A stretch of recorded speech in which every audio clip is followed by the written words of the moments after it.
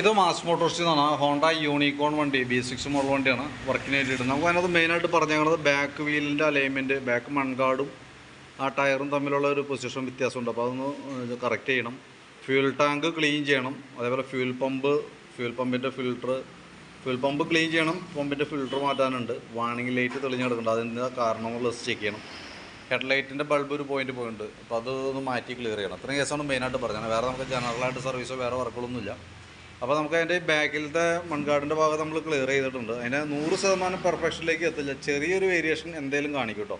കാരണം എന്ന് വെച്ച് കഴിഞ്ഞാൽ മൺഗാർഡിൻ്റെ ഇവിടം തുടങ്ങി ചെറിയൊരു വ്യത്യാസം കാണിക്കുന്നുണ്ട്. അപ്പോൾ പ്ലാസ്റ്റിക് ടൈപ്പാണ്, നമുക്ക് അതുമ്പോൾ ഒരുപാടിട്ട് പിടിക്കാൻ പറ്റില്ല, പൊട്ടിപ്പോകുന്നത്. അപ്പോൾ ഒരു 90% നമ്മൾ ക്ലിയർ ചെയ്തിട്ടുണ്ട്. 100% പെർഫെക്ഷനിലേക്ക് അത് നിർത്താനായിട്ട് പറ്റണില്ല നോക്കിയിട്ട്. പിന്നെ നമുക്ക് അതിൻ്റെ ടാങ്ക് ക്ലിയർ അടിച്ചപ്പോൾ ടാങ്കിനകത്തേക്ക് ക്ലിയറിൻ്റെ കുറേ ഭാഗങ്ങൾ പോയിട്ടുണ്ട്. അതും പ്രകാരം പെട്രോളിൽ മിക്സായി നമ്മളത് ക്ലീൻ ചെയ്യാൻ വേണ്ടി അഴിച്ചാണ്. അപ്പോൾ ടാങ്ക് ഫുള്ളായിട്ടൊന്ന് വെള്ളം അടിച്ച് ക്ലീൻ ചെയ്തെടുക്കണം. പിന്നെ അതേപോലെ തന്നെ ഫ്യൂൽ പമ്പ് അഴിച്ച് ക്ലീൻ ചെയ്യാനുണ്ട്. പമ്പിനകത്ത് ഫിൽറ്ററൊക്കെ വന്നിട്ട് ബ്ലോക്കാണ്. അത്യാവശ്യം നല്ല രീതിയിൽ അഴുക്കൊക്കെ വന്ന് ബ്ലോക്കായേക്കാണ് ഫിൽറ്ററിനകത്ത് കേട്ടോ. അപ്പോൾ ഫ്യൂൽ പമ്പിൻ്റെ ഈ ഫിൽറ്റർ നമ്മൾ മാറ്റി പുതിയതിടും. പമ്പൊക്കെ നേരടിച്ച് ക്ലീനാക്കി റീസെറ്റ് ആക്കാം. ടാങ്കും ക്ലീൻ ചെയ്ത് റീസെറ്റ് ആക്കുന്നുണ്ട്. പിന്നെ ഹെഡ് ലൈറ്റിൻ്റെ ഒരു പോയിട്ടുണ്ടെന്ന് പറഞ്ഞു. അപ്പോൾ അത് നമ്മൾ ബൾബും മാറ്റിയിടാം. വാണിംഗ് ലാമ്പിൻ്റെ കേസ് ചെക്ക് ചെയ്ത് നോക്കിയിട്ട് എന്താണ് അതിൻ്റെ കാരണം എന്നുള്ളത് ഞാൻ അതിൻ്റെ ഡീറ്റെയിൽസ് പറയാം കേട്ടോ. അപ്പോൾ ഞാൻ വർക്ക് ചെയ്തുകൊണ്ടിരിക്കുകയാണ്.